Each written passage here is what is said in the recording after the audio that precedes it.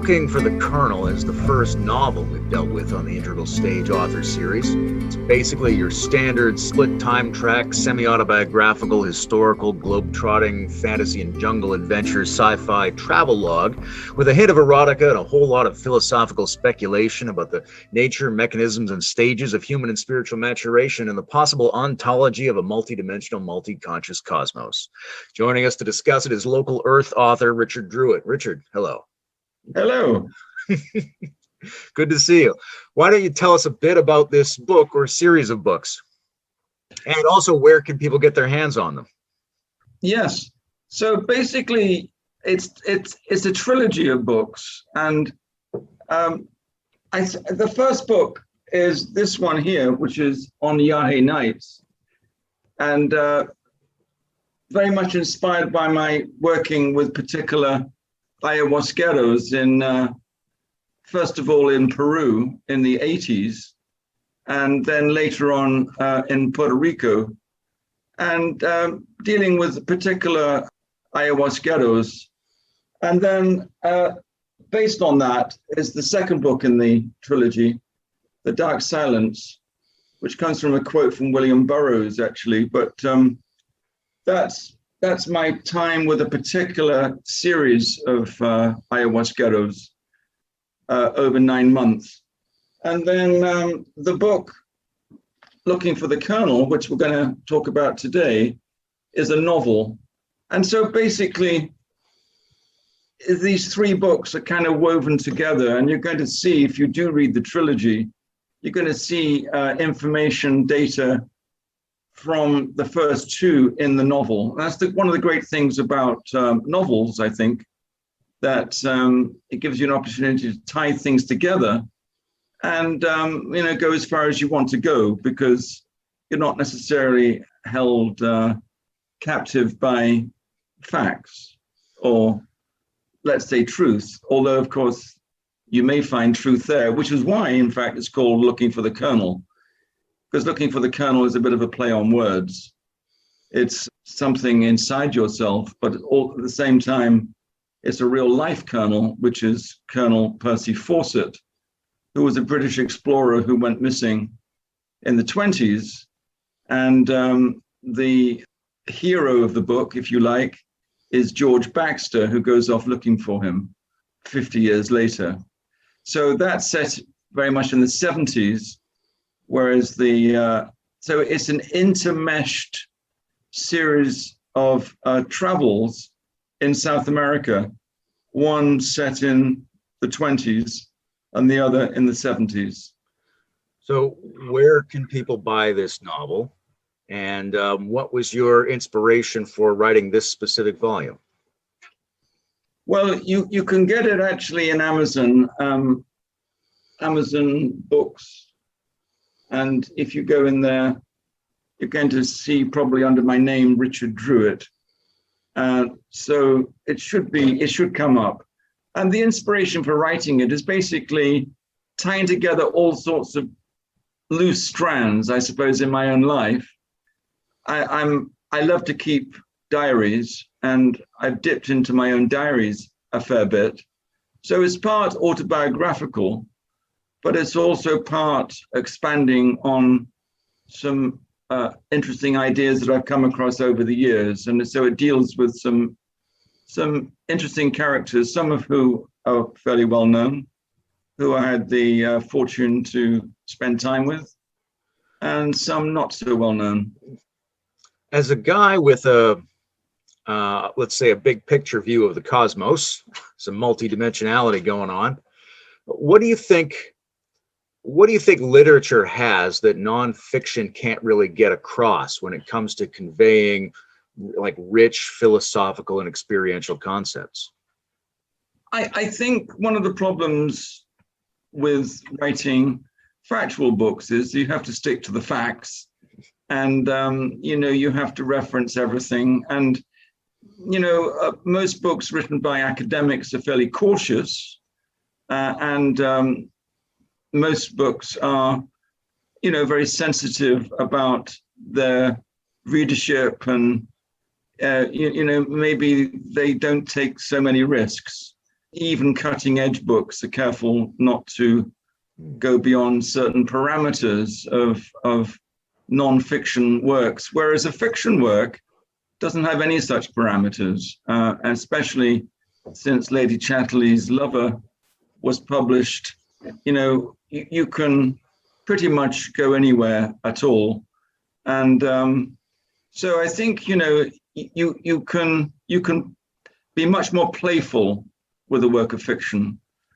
And you can experiment with genres, you can throw in poetry, you can let it rip, so to speak. And so I think it's a good exercise for the subconscious mind and also the unconscious. It can bring up all sorts of things. So I'm a big fan of literature, and I've been reading, I suppose I've always read, and I've kept up with reading, and I do think that it's a wonderful world where you can lose yourself and resurface later, hopefully enriched by the experience. I love the concepts in the book, but I also love it's very humorous and very earthy in many respects. Very human, I think. My favorite line is, George desperately scratched his buttocks for inspiration. But maybe you could tell us a bit about George. Who is this guy? Why is he looking for the Colonel? Well, George is a product very much of the 60s. He went to university in the 60s. He was looking for a meaning. It was a time when there's a lot of experimentation with psychedelics. Castaneda was writing his books. He was familiar with Aldous Huxley. But one day at university, and not really knowing what he was going to do with his life, but with a kind of feeling that he wanted to travel, he attended a lecture where the subject of Colonel Percy Fawcett came up. And Percy Fawcett was one of those enigmas. He was an Edwardian gentleman, considered fairly stuffy, probably, but he had all sorts of connections with all sorts of interesting people, like Arthur Conan Doyle, Aleister Crowley, for example. And he had a very interesting background. He even knew Krishnamurti in his youth. So, a lot of ideas that we talk about today, he was familiar with, Percy Fawcett was familiar with, yet after the First World War, like a lot of his contemporaries, he wanted, he wanted to do something extraordinary. And in his case, he was looking for lost cities in South America. People thought he was a nutcase, but he did get backing from the Royal Geographical Society. And actually on this particular expedition in 1925, he went missing and has never been seen again. So mysteriously, he disappeared off the face of the planet with his two companions. So, what happened to him? It's an endearing mystery. I know him only a little bit from reading The Lost City of Z, or Zed, as we would say in Canada. I had no sense of him being so tuned into, mystics and weirdos and, the emerging sense of Eastern esoteric practices and all this stuff that you have him doing in the book. How much of that is just your own playfulness, and how much of that is sort of grounded in real history about this guy? Well, he did spend some time in Sri Lanka, for example. He was familiar with Annapurna and, some of the other sites. And, he did have connection with the Golden Dawn. And, this idea of the chosen one, Krishnamurti was the chosen one. Actually, funnily enough, his own son was born, on the same day. And, he had this feeling, and this is grounded in fact, during his military experience, he came across Bedouins. He spent time in their encampments. he heard their stories about Atlantis. He was very fascinated by that. This is all in the record. And, he was a member of the Royal Geographical Society very early on. I mean, Bingham had made his find at Machu Picchu, 1911. And he was indeed a friend of he knew Aleister Crowley, but he was also a friend of Conan Doyle. That's fairly well known. I mean, Conan Doyle actually was a good cricketer. And, Fawcett was also into cricket. I mean, obviously, I fictionalized the character. A lot of the accounts of Fawcett don't really agree. I mean, if you read the kind of mainstream accounts of Fawcett, he does come across as a fairly dull person. But he was contemporary of some ideas. I mean, for example, this idea that he came in contact with a Tai Chi teacher in South America. Now, this is completely made up from my point of view, but hey, Yang style had come out of secrecy in the early 20th century. And it's very probable that, Fawcett knew about it and was using it, as a way of balancing himself, readying himself for his great expedition, which he was convinced. And this is the extraordinary thing about it. Well, there's two ideas that I have in my mind on this one. One is that, we think that we are cutting edge, that a lot of the things that we're dealing with are, they've never been thought of before and so on. Well, most things have been thought of before. And in fact, I think that this is a very good opportunity to play with that idea. The novel very much plays with the idea that perhaps one day, once upon a time, there was a global civilization. And certainly in South America, there was very likely something there that we're only now beginning to get an inkling of. I mean, Graham Hancock has explored this also recently, I see, in America before, a book well worth having a look at, but, draws on lots of earlier sources. And so there's this idea that, in the 60s, I certainly thought, my God, the counterculture, this is all new cutting edge stuff. And in fact, with the hindsight of time, a lot of those were ideas that were embellished and, fleshed out, but they had been there a long time. Some of them, of course, thousands of years, going back to the Greeks, and we go back to, Plato, this idea of Atlantis. So it's playing with that idea, and also, paths of self-discovery, different ways of reaching for the truth. I think that, again, that was a very fertile period, the beginning of the late 19th century, beginning of the 20th century, G.I. Gurdjieff, The Fourth Way, all sorts of ideas that we have only recently have been put into the mainstream were around then. So, hey, I think it's very plausible that Fawcett was much more than we have been led to believe. It's very interesting to think about, what's novel and emerging and what's been there a long time in terms of our insights about the world.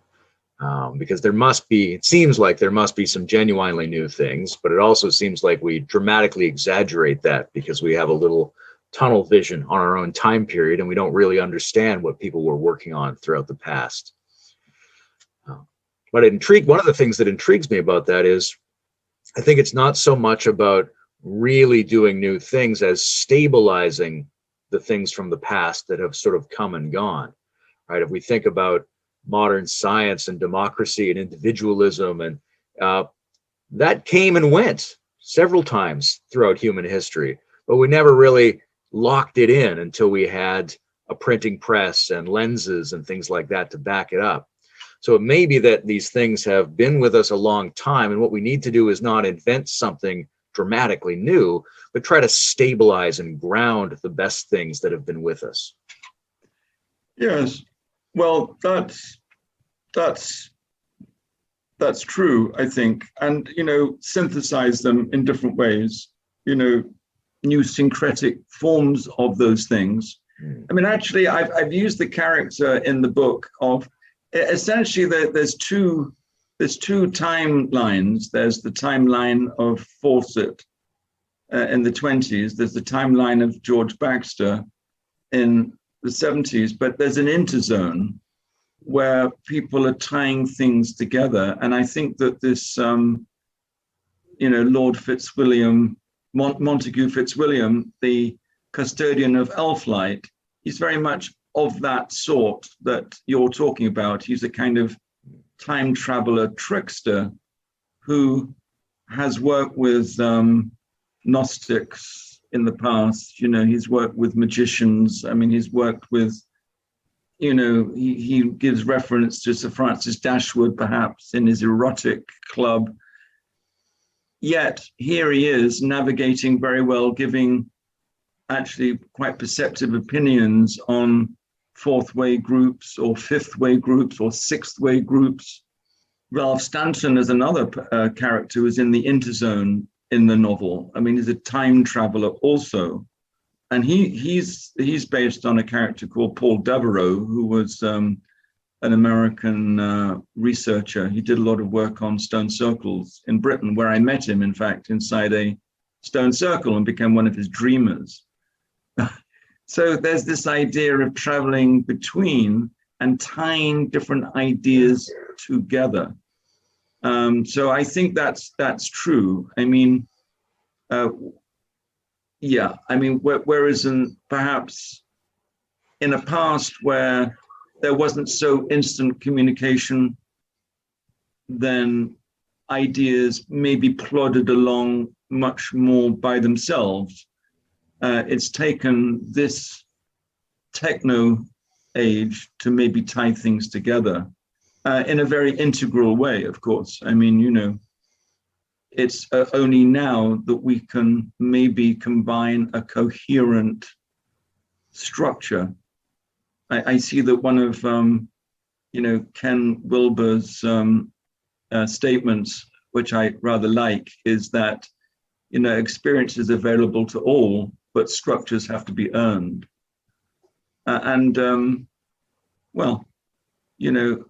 Perhaps now it is possible to create a coherent structure out of all these disparate parts, whereas it hadn't been before, which is a very hopeful moment. And I'm hoping that the book puts that across somewhat, that in all the chaos and disorder and jumble of different people having different ideas and ways of getting to things, it's actually going somewhere and arriving at some sort of insight into that process of searching.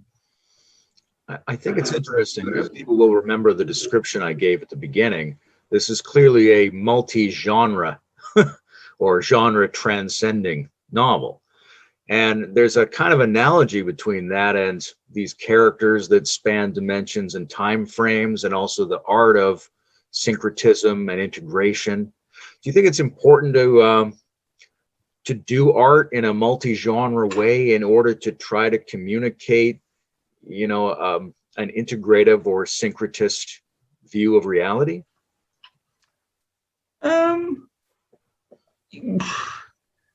I'm not sure. I think that you can be very purist about something. I don't think that you have to be. I think that you can. And of course, literature can mimic, the paths of truth in themselves. Maybe it's partly my own, interest in sixth way or fifth way ways of going about things. And by that, what I mean is, fifth way is the path of psychedelics, has a rich history on the planet. And by the sixth way, I'm referring really to transformative theater. And of course, one of the things about theater is that you're taking all the different aspects of life and you're putting them together in a production.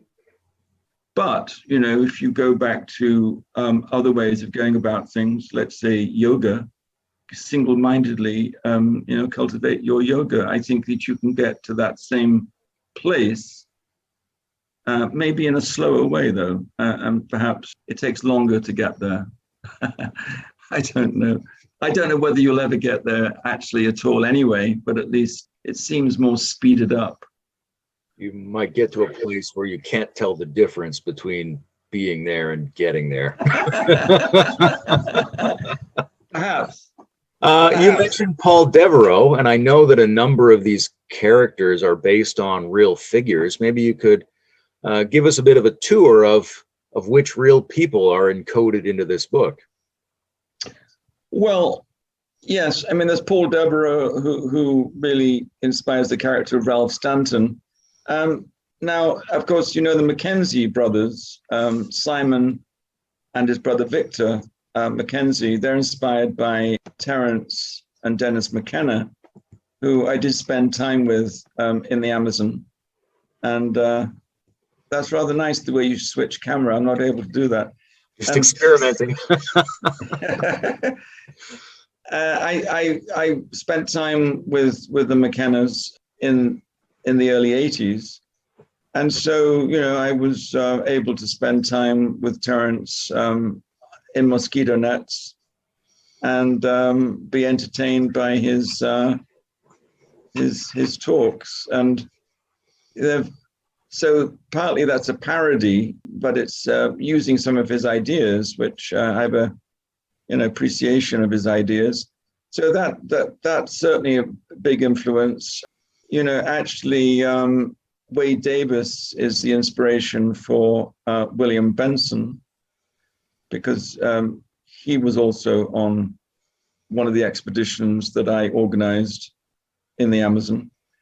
And above all, perhaps, or at least a large part in the book, there's the character of Big Ben, who was inspired by Johnny Godolphin Allen, who is a great friend and a teacher of mine, who I've been traveling with, a long time, since I bumped into him, in fact, in the mid-70s. So, it was partly, as I say in the introduction, the book was partly meant as a tribute and an appreciation of his teaching.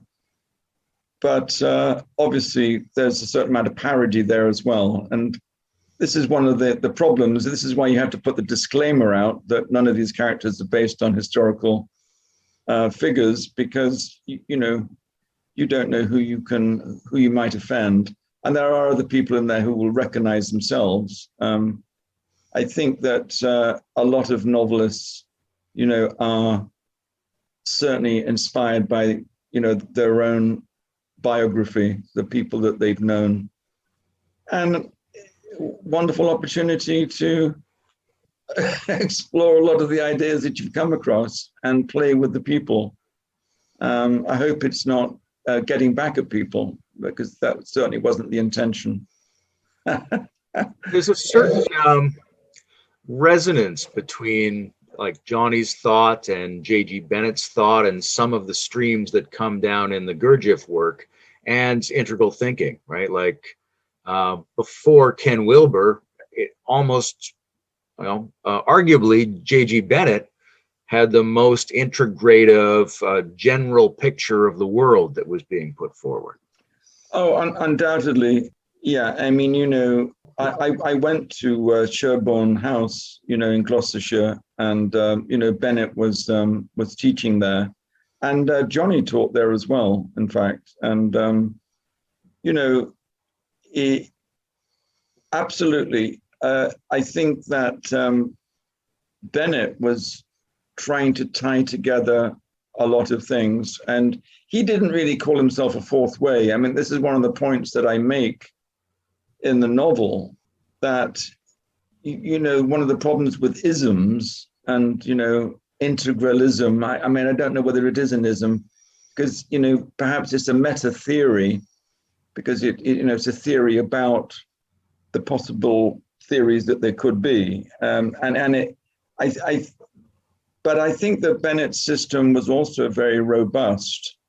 You know, he spoke very hopefully, for example, about the Baha'is as, you know, a world religion which is, you know, attuned to the times, because Baha'is themselves, of course, accept all prophets as real, you know, and all thinkers have something to offer.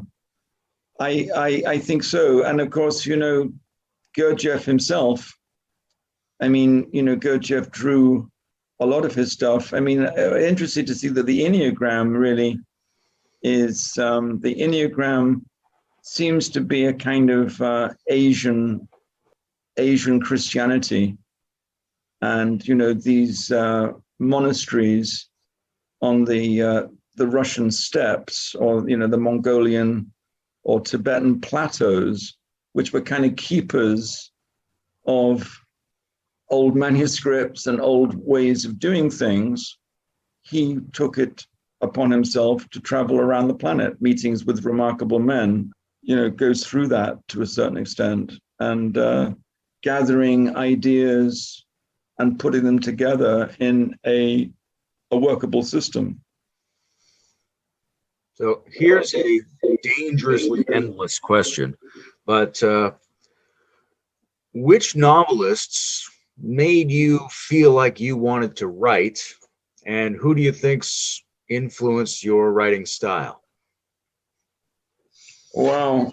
You know, I've always admired very much D.H. Lawrence. I mean, I think that D.H. Lawrence is an emotional writer. I mean, you know, it's no coincidence he died of tuberculosis, probably an emotional illness. So I appreciate that, but I appreciate, you know, the playfulness of a Robert Anton Wilson, or, you know, the playfulness of Umberto Eco. I like the very much appreciate the intellectual depths of a Lawrence Durrell. Those three have had a big influence on me. You know, I like, you know, Tim Robbins, his playfulness, and to a certain extent, J.P. Donlevy. I like J.P. Donlevy because of the way he combined poetry and prose. And, you know, Richard Broughton did that to a certain extent as well, in an American way. But, you know, and there's a playfulness in there, and that's also true of Robbins. I mean, almost an outrageousness, you know, where is this going? But it seems to come back to some, you know, identifiable place. So I think those writers, I mean, I think for this particular book, Alejo Carpentier, The Lost Steps, you know, the Cuban writer, I think he was a big influence. And I was actually, you know, came across The Lost Steps in the early 70s, about the time that George Baxter is working. And of course, you know, let's not forget Luke Reinhardt, the Dice Man, who was a big influence, questioning in a playful way, you know, how do we make decisions? And that is the rolling of a dice as valid a way as accessing our subconscious or our unconscious as much as any other way. Now, what do you think about that? Because After the First World War, the Dadaists and the Surrealists were very interested both in bringing the unconscious into consciousness, but also in games of chance. And there seems to be something similar about chance and the unconscious. I think definitely. I mean, I know that Terence McKenna was interested, obviously, in the I Ching, because the I Ching, there's a certain amount of chance in that, the drawing of bamboo straws or the flipping of coins. And, definitely, the character Conan Doyle, doing the Ouija board as a way of, doing it in a group, and it goes wherever it goes. So, you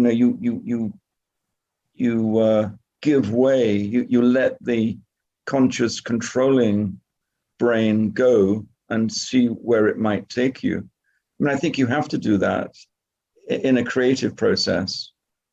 So, I think that there's a lot to be said for it, but you don't want to go too far that way. I mean, the book that I'm writing right now, which is quite difficult because I have to, really come to terms with my subject, is on numerology.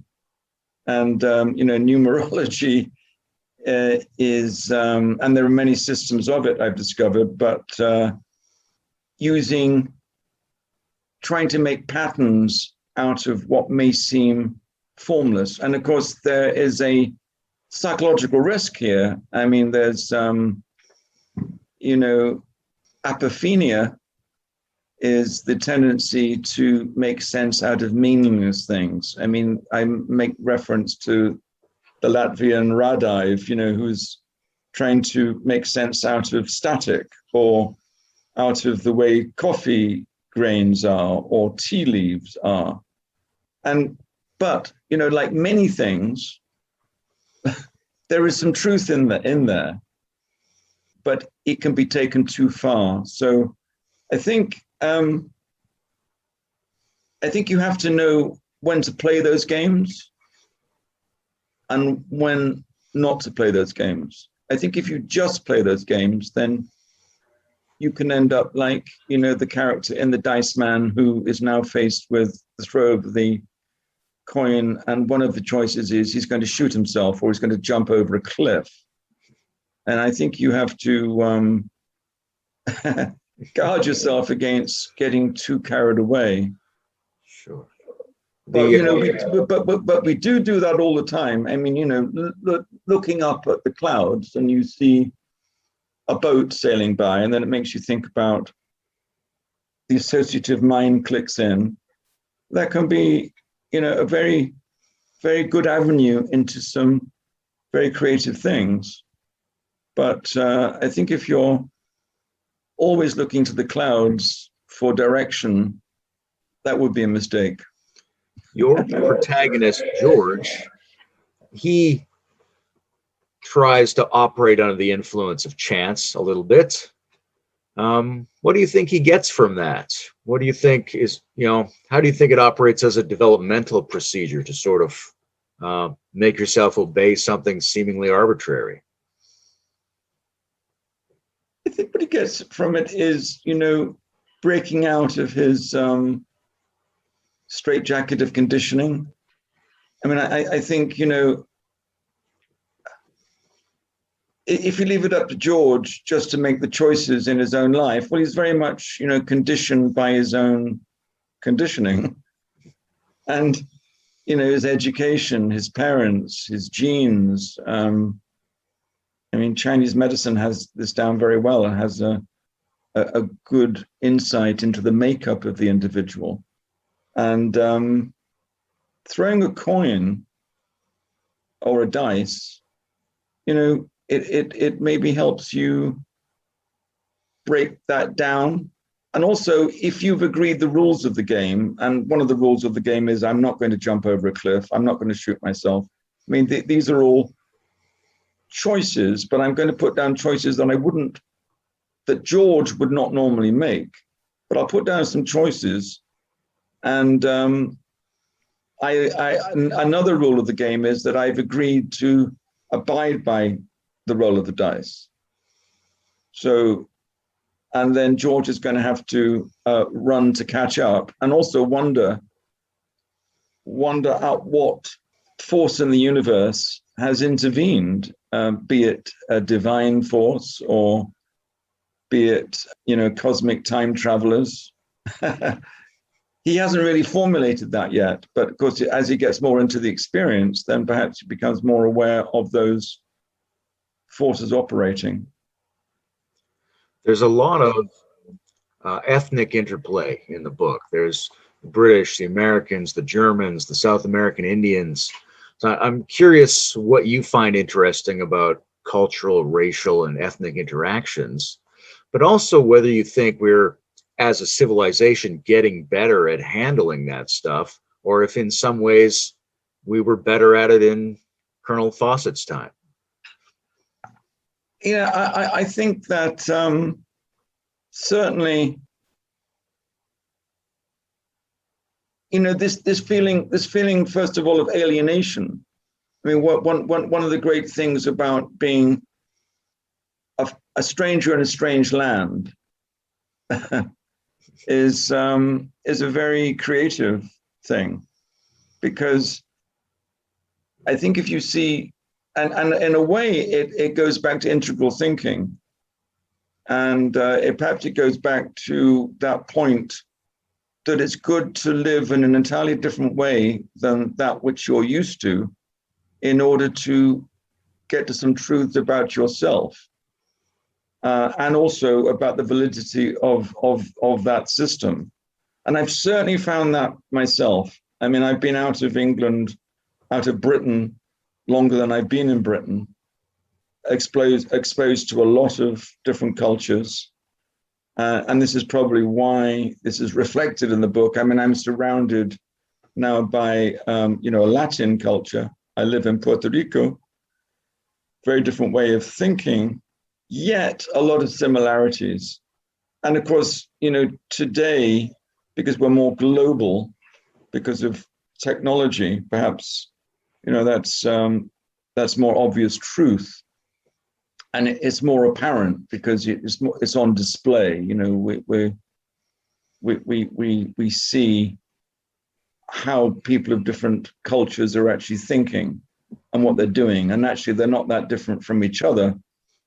But in terms of have we really improved, I would like to think so. I mean, if you look at it statistically, yeah, probably there are fewer racial wars than there were.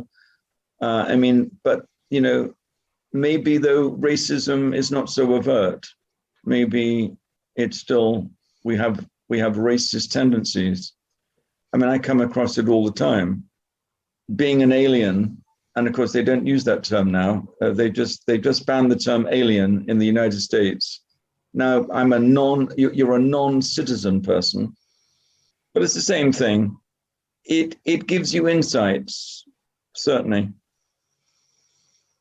There's there's sort of a folklore around European explorers coming to the New World and being told about mysterious cities.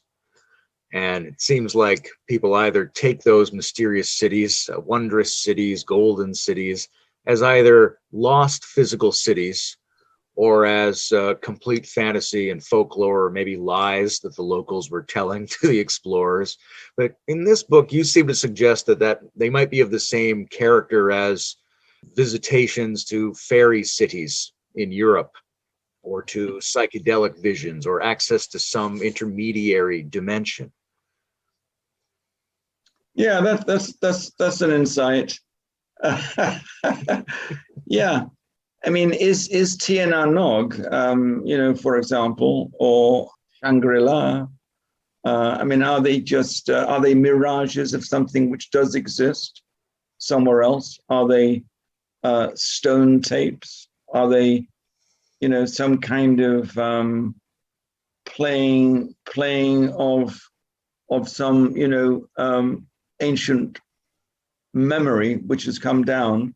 I rather think so. I mean, fairy faith in Celtic countries, Evans Wens explored that subject. And I think that, if you listen to what people are saying, maybe they're not necessarily talking about fairies and elves, although they may be. But even if they are, maybe what they're talking about is an aspect of the psyche. Maybe they're talking about something which is seen in other dimensions at other times, perhaps under the influence of local mushrooms, for example. And since, psychedelics probably had played a large part to play in the ignition of consciousness, it's not surprising that those ideas and whispers of those memories are lurking, somewhere not very far beneath the surface. But in terms of, lost cities, hey, I mean, going back, I wonder when people started talking about them. Did people talk about lost cities before there were cities? I wonder. I mean, did Neanderthals sit around talking about lost cities?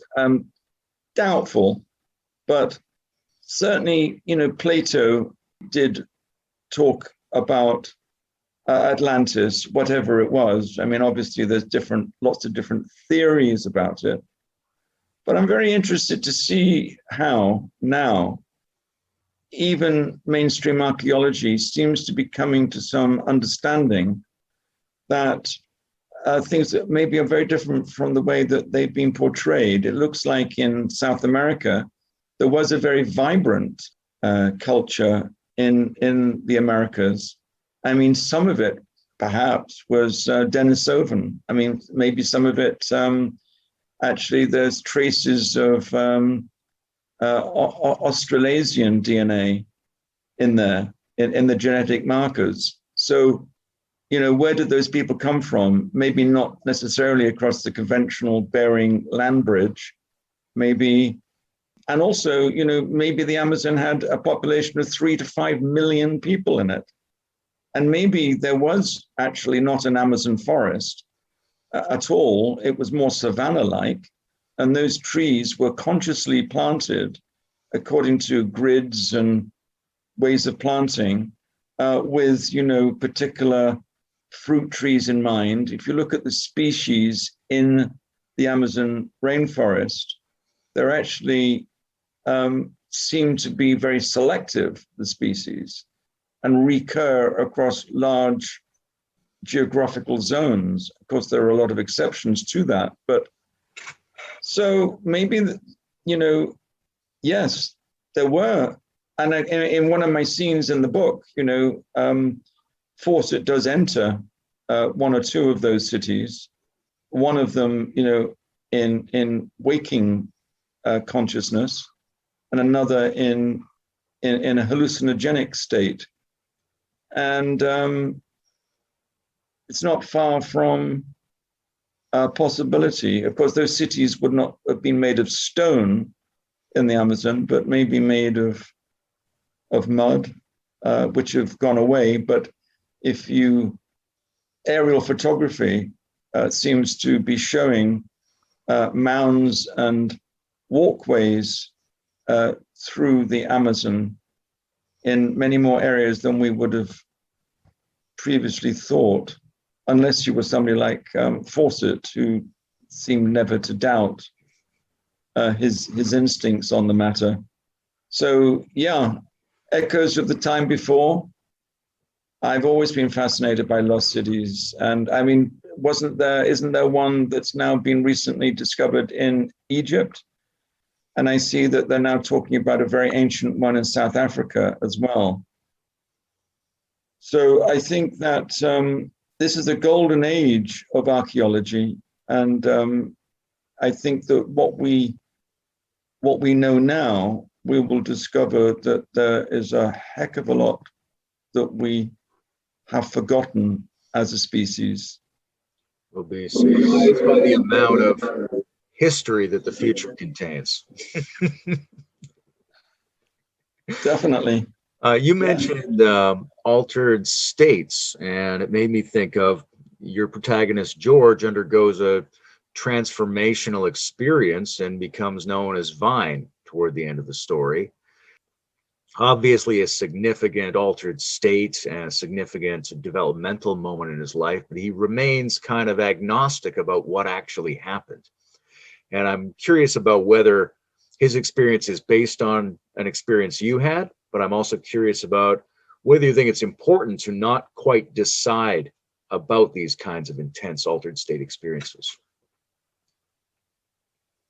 Yeah, I think that whenever I come across, a group of people, generalizing and drawing conclusions from that type of experience, I think that's a moment that I shy away from, because you cannot generalize about those moments. I mean, they are as varied as the mind itself. I think that they can show things, but I think that this idea of accessing information through a psychotropic experience, I mean, entheogens, I think are well named. They do open up some doors of perception. They help us get through the filters and perceive things that we might not otherwise see. And whether, as Paul Devereux thought, Paul Devereux's idea was that stone circles were used as shamanic centers, and that they would use perhaps magical plants as part of the ritual, but you could access that by sleeping in the circles and observe your dreams. And then there was a compilation of all the different dreams. And he felt that he had some significant correlations. Whether that is so or not, I cannot say, but I think the idea is a lovely one. And, in terms of the changing of names, I think that this idea of dying to parts of yourself so that you can be reborn to other parts of yourself is a very interesting idea. Many groups do change their names. Obviously, Rajneesh's group, the sannyasins would change their name because it gives you different sets of possibilities. It gets you away from maybe your conditioned self. In this case, of course, George Baxter becomes elf weaver, becomes vine. And just when he thinks he is onto something, of course, he goes full circle and goes back to being George. So there you have an interesting idea that maybe it's cyclical. Maybe that's partly the ages of man. I don't know. But there is a time perhaps to explore these different aspects, and a place, and don't get stuck in it somehow. You've got to keep creative. Like Bob Dylan. But Bob Dylan's able to do that. There's actually a lot of stuff in this book about receiving communications, whether it's stone circles or crystals or plant molecules or certain architectures. So it's very interesting to think about whether, like you say about the dreaming and the stone circles, are we receiving a transmission from some objective source, or is it just a modification of our subjective experience of the world? And obviously, one of the famous things about the integral model is these quadrants, right? We've got a subjective and an objective and a shared and a systemic dimension of experience. And if we leave any of those out, we're probably going to run into trouble. But that doesn't mean that comprehensively describes reality. Because a lot of people have, like a UFO experience, for example, the way people report it very often blurs the line between what we would consider interior and what we would consider exterior. So, do you think these phenomenon, we just don't know yet what they are and where to put them? Or do you think there's sets of phenomenon that are intrinsically anomalous and they will just never fit into any category scheme? I hope so, because I do think that we will never know everything, which is, one aspect of integral thinking. I'm sure that there is that aspect in it, but, I think that some things are unknowable and some things are anomalous. It is like that static, inchoate blips, things, flashes that come. And maybe the best that they do is give us insights. I don't think we necessarily need to know what they are. Things, getting away from your question, if you don't mind, I was thinking of something. I read an article recently about the use of psychotropics in psychiatry.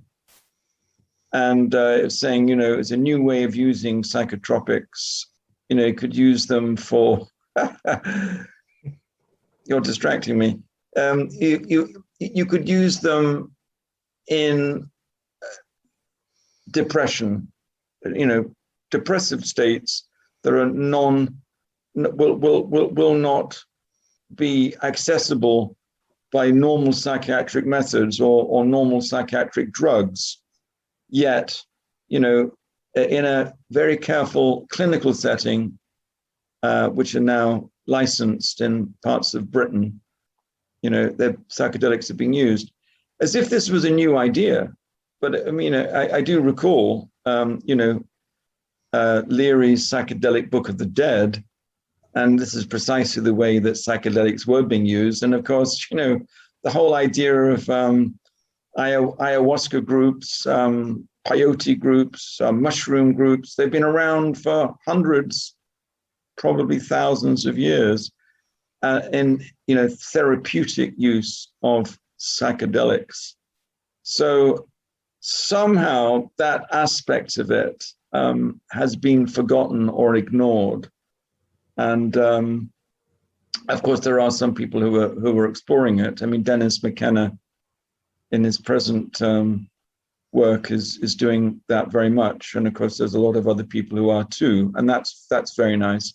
But they're certainly not yet mainstream. So I was rather interested to see that. When you were talking about hints of a large-scale Amazonian civilization, I had this image that I've had a few times before of us. We think of, let's say, the ayahuasca tradition as being sourced in a tribal shamanism deep in the jungle. But if you go back further, it might be that the tradition comes from a high population urban society that existed in that region much longer ago. I'm curious, because you have obviously had a lot of experience and been able to make observations about various ayahuasqueros, what your take is on the relationship between like pre-modern and pre-rational thinking about these states and these substances, and sort of a trans-rational or future or higher, more informed, more planetary take on these same kinds of practices and states. Yeah, that's an interesting question. And I thought about that. I mean, for example, I've worked with very, very traditional ayahuasqueros, who are living in Amazonian tribes, far from contact.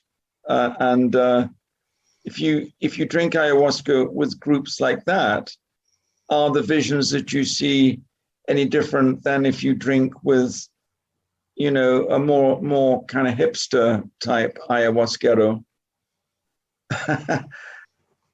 I'm not sure that they are. I mean, I think that the archetypes are always going to be there. The forest animals, the snakes. I think that the demons are always going to be there. The whatever is in your unconscious is going to come out. The Shipibo colors are going to be there, no matter what setting. I think, the visions are partly formed out of what you bring to the experience. And, some groups don't allow you to move at all. You have to stay very bolt upright. You have to, adhere to strict diet. Other groups encourage you to move around, perform, act in essence on a stage in the moment, where you see the difference between the real and the phony, which is an interesting experience. But ultimately, I'm not sure that there is much difference between the two. I mean, I've drank with ayahuasqueros who were drinking rum at the same time.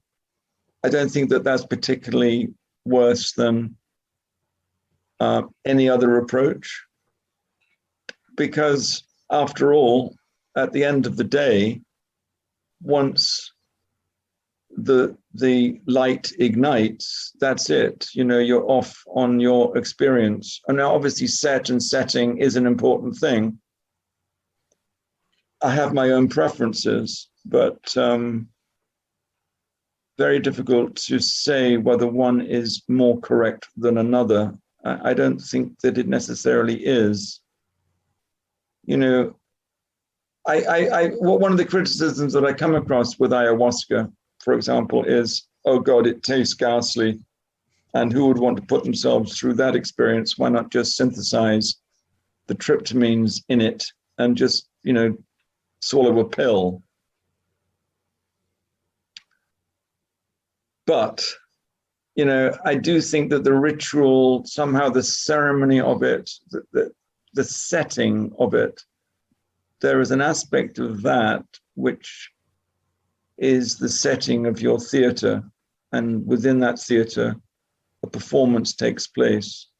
Perhaps it depends what sort of performance you want. Or maybe you should try lots of different ways and then see what method you prefer to gravitate towards. But I don't, based upon one's own sort of morality or one's own preferences or fadisms, I think it's difficult to generalize. It's like Tai Chi. I mean, I practice Tai Chi, and there are many different types of Tai Chi, and there are many different people who have different ideas about Tai Chi. But the moment somebody comes up to me and says, well, Tai Chi is this, then I kind of I kind of lose interest somehow, because no, Tai Chi isn't that to all people at all times. And so I feel very similar in that way about psychedelics. Do you think you always had a mind that is more flexible, pluralistic, and comprehensive? Or do you think that's something you've developed over the course of your lifetime? And earlier you might have been a little bit more definitive, like the people who say what Tai Chi is. Yeah, I mean, I think I've gone through stages where I've tried to lay down the law. Maybe that's, to go back to a psychological term, I'm reading Claudio Naranjo at the moment, the psychologist, and the father in me. Yes. And I think that those characters are always in you. I think that, you do carry that father in you always. And maybe, you've learned to put the father in perspective, but there is a place for the father. So I don't think you reject the father out of hand, but I think, maybe you can let the grip of the father on you, you can help it relax so that you can bring out some, that child in yourself, or you can bring out that mother side of yourself. But I think, finding that balance, and I think it's what it boils down to, is a balance, because, when that Tai Chi teacher says that to me, I'm still going to work with that person, but I keep it in perspective. I'm trying to keep a balance. I'm not going 100% that way. Now, maybe that's wishy-washy. I would think that those who follow the path of the teacher I mean, one of the things about following the teacher is you accept absolutely what the teacher says. The teacher is the law. And one of the things that you have to learn as the disciple is, you let go of your free will. This is maybe the stages of idiocy that Gurdjieff talks about. Let all that go. And then you have to, after you go through a phase of that and enlightenment comes, and then you can let all that go. And then, well, that's all very well, but I've seen many teachers, lead their followers down some rather dark paths. And that hasn't been my way. I haven't followed the priesthood, in say my original culture. I haven't chosen to do that. And I've always been more interested, and this is sticking with your question, I hope, to get away from speciality. I mean, obviously, my mother wanted me to become a doctor. She wanted me to become a lawyer, at least a dedicated professional. But we need doctors and we need dedicated professionals and so on and so forth. But it's never been my path. I've always been interested in lots of different things. Now, jack of all trades, master of none. Well, there is that side of it. But the other side of it is that I think by exploring those different sides of yourself, you live a more fulfilled existence by following different timelines. Maybe you get the feeling of living a much longer life by following 3 lines of work, let's say, as the character does in the book. I'm going to work at construction for 4 hours in the morning. In the afternoon, I'm going to work for 4 hours, weaving carpets. And then for 4 hours, and there's going to be meals in between, but I'm going to work on theater. So those are my 3 lines of work. So I'm not always an actor. I'm not always a worker. And if I'm going to do a job, even in those 4 hours, every 55 minutes, we stop, blow a whistle, and nobody does anything related to that work whatsoever. You get well away from it. Now, I think, that's a very important thing. I mean, in theater, you call that distancing yourself, from your role. Over-identification with any role is a trap. And I think that this is very, very, very apropos to your question. I think to always work at one thing your entire life can, not always perhaps, but can be a real trap and can limit your potentials. I mean, my only reservation is I rather like this idea of in the Hindu system, where you can gain enlightenment by doing the same thing for so long that eventually you come out of that as a kind of enlightened person. That may be possible. That may be possible. The path of the mundane. Yeah, maybe. Or you get an insight, the path of service. I've served with all my heart, and now, wow, I've got an insight into myself and, the state of humanity. But my path has been more, I think, eclectic. A bit of this, a bit of that. And thank God I've lived long enough, because now I feel that I'm sort of somewhat tying it together. And and thank God that I kept diaries, because you can't rely on memory alone. Some memories are better than others. And so great thing about diaries is you can dip in there and you can actually get back into where you were 30 years ago, that state of thinking, that state of mind. And you might find some nuggets in there. This was certainly the inspiration for some of my earlier books. And does that answer the question? Yes. And more. In the epilogue to the book, after Fawcett has vanished, his wife joins Aleister Crowley in the cult of Thelema, which is a very interesting punchline to the whole work.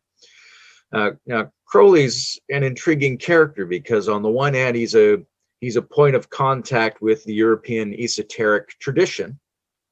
On the other hand, he's very future-oriented, transformation of the world, a new kind of civilization is coming.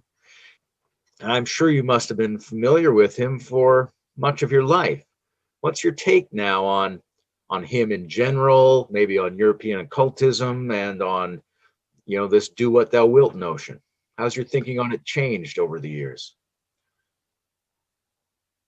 Yeah, I mean, I think it has to a certain extent. I mean, actually, funnily enough, Aleister Crowley, his house was just behind where I lived. I was brought up as a teenager, and his house was in Clarendon Square, just behind my parents' house. But I didn't know that until I met the McKennas. And actually, it was Terence McKenna that turned me on to Aleister Crowley. And I thought his autobiography is absolutely brilliant. I mean, it's very, very funny. And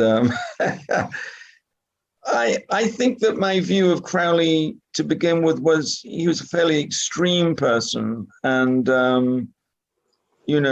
somewhat flippant. I mean, hiking up a mountain in the Highlands with a cow, to prove a point about mountaineering. But on the other hand, as time goes on, I found that he had some very interesting ideas. He was working within a tradition of the occult. I mean, he wasn't that way out. A lot of the things that he worked with, the Greeks had worked with, the Gnostics had worked with, and various groups had worked with before him. The use of, he used opium and various other hallucinogens, drugs, but that wasn't new. That had been done for a long time, So I now think that he isn't so way out at all, and that he is a character that he was flawed, but aren't we all? I now think he's somebody that should, be given more credence. So I think that I've appreciated him more as time goes on. Yeah. What is exciting or meaningful about this book that I have not asked about? I think that for me, it's writing it has been a tremendous catharsis, and it's brought my attention actually to what is true and what is untrue. I find myself sometimes turning to the book to get an insight of real life events, even though it's a work of fiction. So I think that if you know how to read between the lines, you can hide a lot in a work of fiction, which can bring a lot of illumination to the real world. And it's actually helped me a great deal. And I was thinking actually this morning, I could never write it now.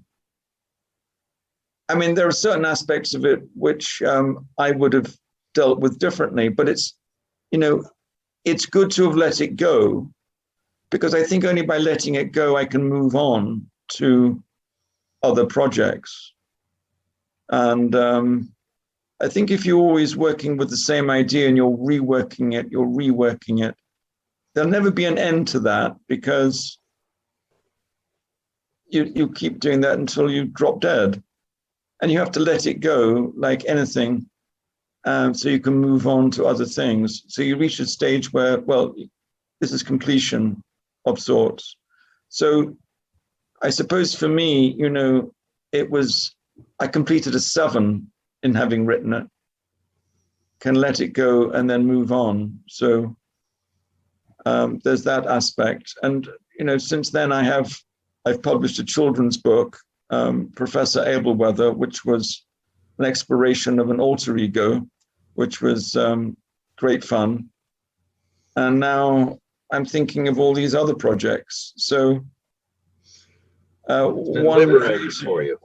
one creative project can spawn other projects. Speaking of moving on or not moving on, is the kernel still out there?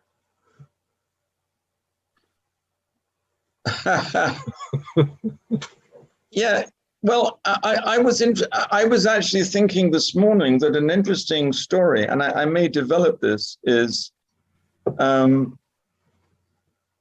secret diaries of Fawcett, because I do give sort of a hint of that, and the idea of parallel diaries, comes as an old line of thinking. I mean, maybe Columbus kept parallel diaries. Maybe he actually knew where he was going. I mean, maybe Fawcett kept parallel diaries. And yeah, maybe he did enter a place that we can't see, except if we're in certain states.